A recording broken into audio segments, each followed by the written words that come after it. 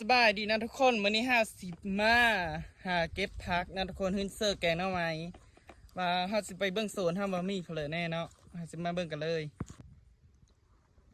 ปลาทุกคนยอดใหญ่แท้ยอดมาโบบอันนี้ทุกคนปลาภาษาไทยจะเขาเอิ้นพ่อเนาะ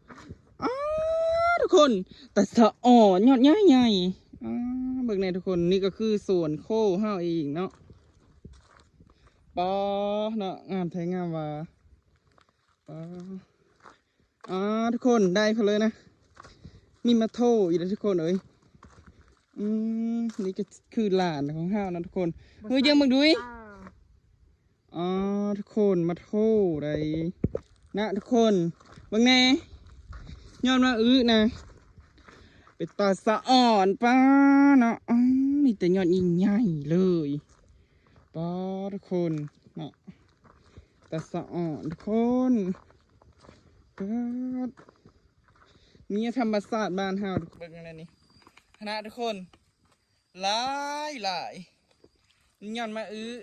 มีทางมาโทนะทุกคนโซนเฮานะมีครบเลยนะทางคนกันหลายมีครบทุกอย่างทุกคนอาจจะมาเบิ่งเด้อมีเผื่อแน่นะทุกคนโซนทางนี้นะมันสิเป็นจักภาษาไทยจะเขาเอิญเผลยมาโทดินนี่ทุกคนแต่ภาษาลาวเนี่ยเขาเอิญมาโทดินนะคะจะเอาเบิ้งมันยังบ่ใหญ่เนาะนี่ทุกคนมีดิซัมนี่นั่นทุกคนมีมันแก้วอีได้ทุกคนเอ้ยนี่ภาษาบ้านห้าวเขาเอิญว่ามันแก้วตัวนี้นี่ตัวนี้ก็มันจะพู่โหมันเดินเนาะทุกคนโหมันก็จะอยู่พื้นดินนั่นนี้เนาะทุกคนนะทุกคนตรงนี้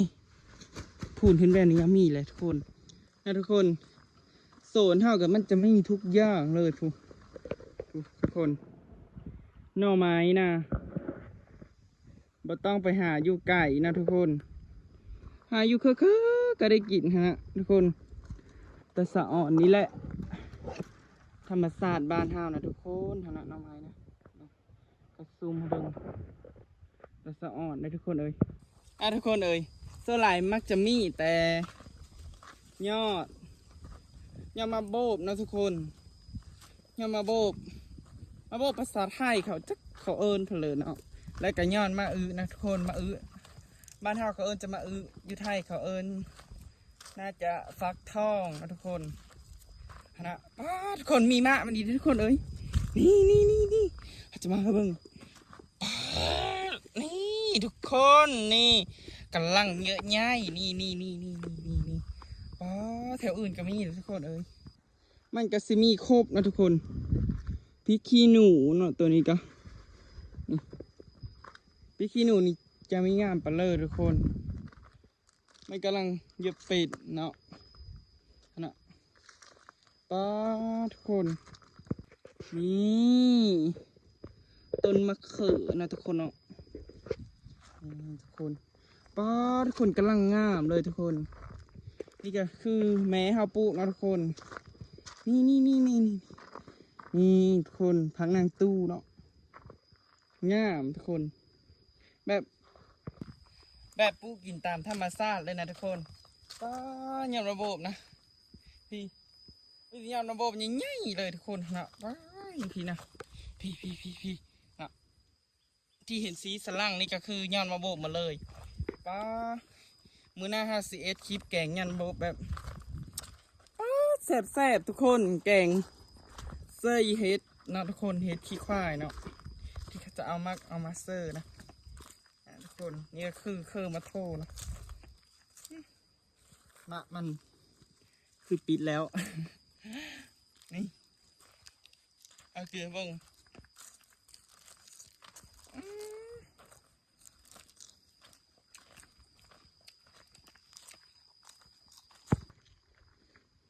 งั้นทุกคนเห็นอีกแล้ว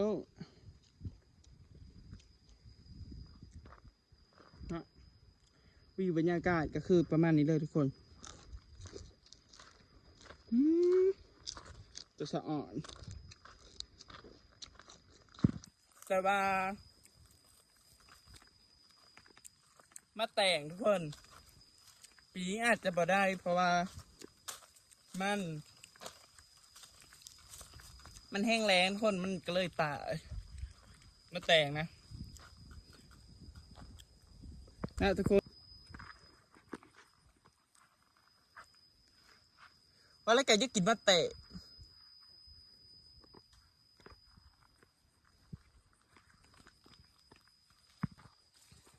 ทุกคนมาฮอนี่คลิปรีวิวของห้าวก็ได้จบลงทุกคนฝากทุกคนกดไลค์กดแชร์ในเด้อทุกคนเด้อกดคอมเมนต์ในเด้อทุกคนเพื่อให้กำลังใจให้คลิปต่อไปนะทุกคนบ๊ายบาย